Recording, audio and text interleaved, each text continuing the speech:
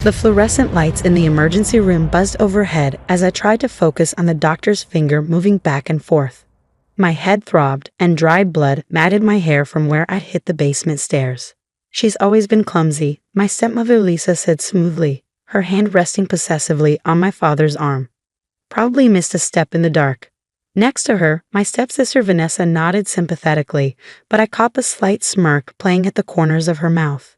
Just hours ago, she'd stood at the top of those stairs, her hands against my chest, and whispered, "No one will ever believe you anyway." I'm Olivia Parker, and at 17, I learned that truth doesn't matter when your family is committed to believing lies. "Can you tell me what happened?" the young ER doctor asked, directing his question to me rather than my hovering family members. Before I could speak, my father jumped in. "She fell down the basement stairs while getting decorations for Vanessa's graduation party. Thank goodness Vanessa was there to call us." Yes, Vanessa was there. She was always there, making sure she was the first to call, the first to show concern, the first to establish her version of events. For 2 years since our parents married, she perfected the art of hurting me while maintaining her image as the perfect stepsister. "Miss Parker," the doctor pressed, "is that what you remember?" I opened my mouth, but dizziness washed over me. The room spun, and I could barely focus on his face. I don't." "She's confused," Lisa interjected quickly. "That happens with falls, right? Temporary disorientation." The doctor, Dr. Mitchell, according to his name tag, frowned slightly. "We'll need to run some tests, a CT scan at minimum, given the location and severity of the impact." "Is that really necessary?" Lisa asked, her perfectly manicured nails digging into my father's arm. "It's just a bump." "With all due respect, Mrs. Parker, head injuries aren't something we take lightly, especially given he glanced at his tablet, 3 previous ER visits for various injuries in the past year." I saw Vanessa's confident expression falter slightly. "Those other visits, a sprained wrist from being accidentally tripped in a hallway, a twisted ankle from being playfully pushed into the pool, and a bruised rib from falling against the kitchen counter, all had perfectly reasonable explanations. All witnessed only by Vanessa." "Different hospital last time," Lisa said quickly. "How did you?" "Medical records are digitally linked now," Dr. Mitchell explained, his eyes never leaving my face. "We can see patterns of injuries across all facilities."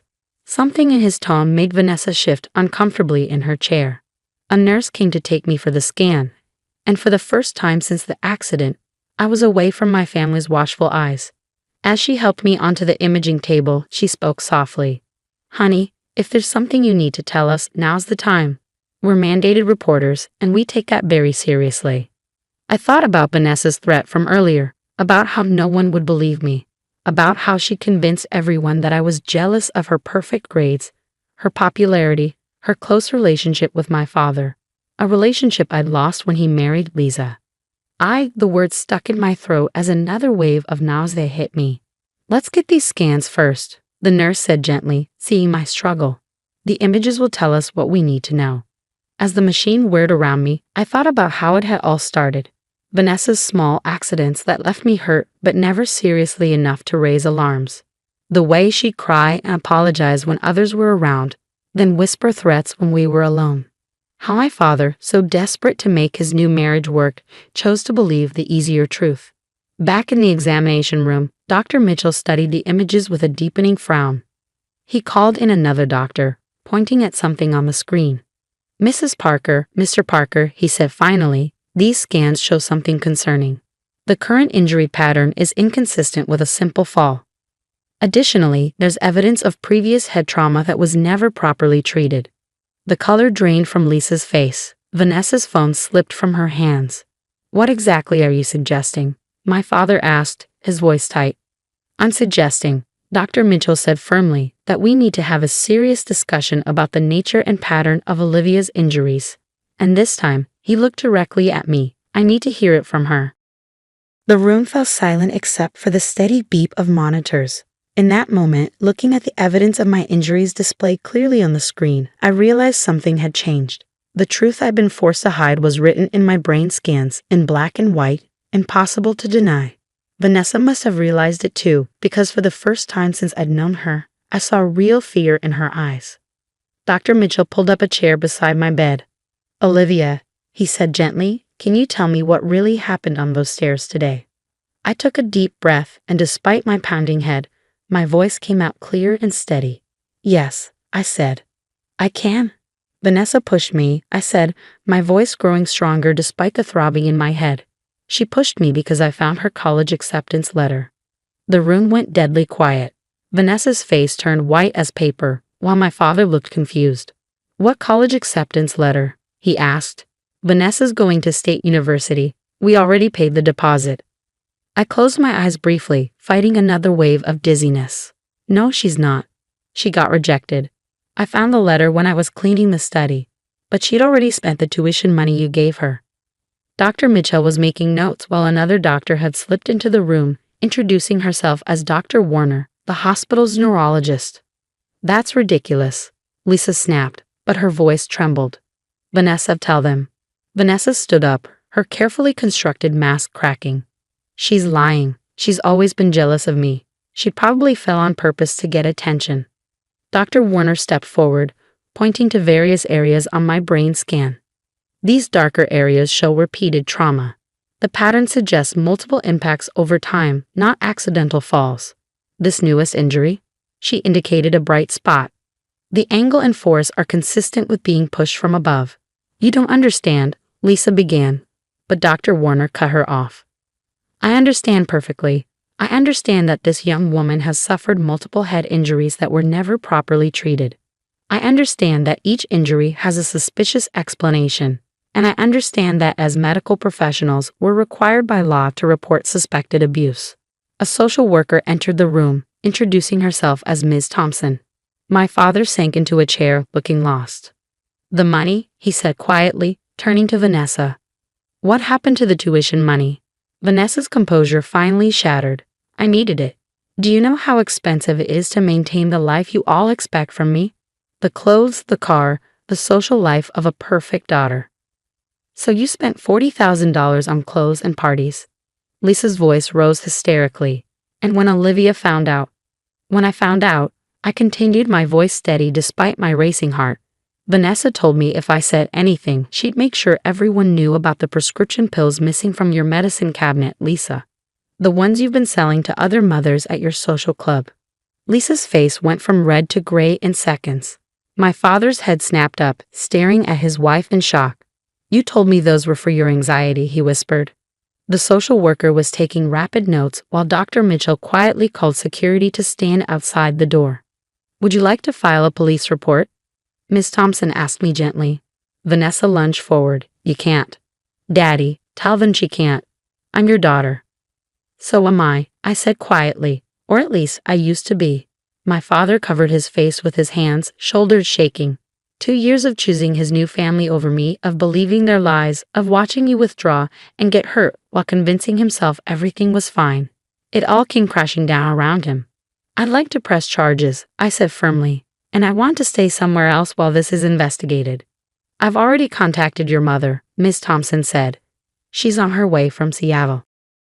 My mother, who'd lost custody to my father years ago because Lisa had connections with a local judge.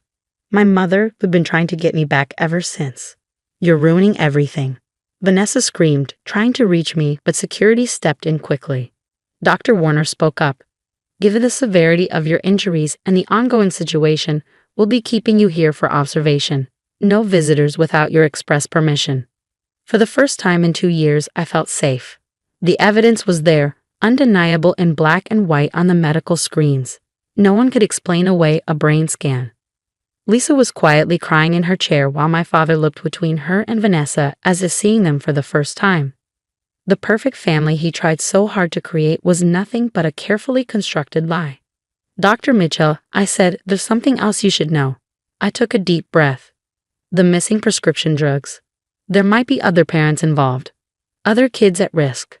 Miss Thompson nodded grimly. "We'll make sure the proper authorities are notified." As they led Vanessa and Lisa out of the room, my father lingered behind. "Olivia," he started, his voice breaking. "I don't know how to." "Not now," Dr. Warner said firmly. "Your daughter needs rest and treatment. Everything else can wait." As the door closed behind him, I let out a breath I felt like I'd been holding for 2 years. The pain in my head was still there, but something else had lifted. The heavy weight of silence, of hiding, of pretending. Dr. Mitchell adjusted my IV. Get some rest. Your mother should be here in a few hours. I closed my eyes, feeling tears slip down my cheeks. They weren't tears of pain or fear this time. They were tears of relief. The truth was finally out, written in my brain scans, impossible to deny or explain away. Sometimes the strongest evidence comes from the wounds we can't see on the surface. 6 months later, I sat in a different kind of office, watching Dr. Warner review my latest brain scan. The dark spots were fading, healing slowly but surely, just like everything else in my life. The recovery is remarkable, she said, smiling. How are the headaches? Much better, I replied. Mom makes sure I never miss a therapy session or follow-up appointment. My mother had taken emergency family leave and relocated back to town immediately after that night in the hospital. She'd found an apartment near my new neurologist, and for the first time in years, I felt what it was like to have a parent who put me first. The criminal cases had concluded last week. Vanessa had pleaded guilty to assault charges and received probation, mandatory counseling, and a restraining order. Lisa faced more serious consequences for her prescription drug scheme. Several other mothers from her social circle had also been implicated. My father, well, that was complicated. He'd filed for divorce from Lisa and was attending therapy himself, trying to understand how he failed me so completely. We were slowly rebuilding our relationship, meeting for supervised lunches with my therapist present. Your cognitive tests are improving too, Dr. Warner continued. Have you thought more about college? I nodded. After everything came to light, my original college acceptances were deferred for a year to allow me time to heal. Now I was looking at pre-med programs. I want to specialize in neurology, I said. Help other people whose injuries tell stories they can't voice. A knock at the door interrupted us. Sarah, the ER nurse who'd been there that first night, poked her head in. She'd become a close friend during my recovery, even helping me start a support group for teens dealing with family abuse. Ready for group? She asked. Everyone's waiting to hear about your latest scan. The support group had become my sanctuary. Twice a month, we met in the hospital's community room, kids like me who found their voice through medical evidence when their families tried to silence them. Just one more thing, Dr. Warner said, pulling out a folder. The medical board reviewed your case study. They want to implement new protocols for recognizing patterns of suspicious injuries across different hospitals. They're calling it the Parker Protocol. I felt tears welling up. My pain hadn't been for nothing. It would help protect others. Walking to the support group, I passed the emergency room where everything had changed 6 months ago. Dr. Mitchell was still there, and he waved when he saw me. He testified at both trials, his detailed documentation helping to build an irrefutable case. The community room was full of familiar faces. As I shared my latest scan results, I saw hope in their eyes. Some were still living in temporary housing like me. Others had reunited with protective parents, but all of us were healing. My mom's coming to pick me up, announced Tommy, one of our youngest members. The bone skin proved I didn't break my arm playing soccer like my stepdad said. We all clapped, another truth revealed through medical evidence, another child saved. After the meeting, my mother was waiting outside. She transformed too, no longer the defeated woman who'd lost custody years ago, but fierce and protective, advocating for changes in family court procedures. Dad called, she said as we walked to the car. He's finished his parenting classes and would like to start unsupervised visits. I considered this. Maybe, I said. But not yet.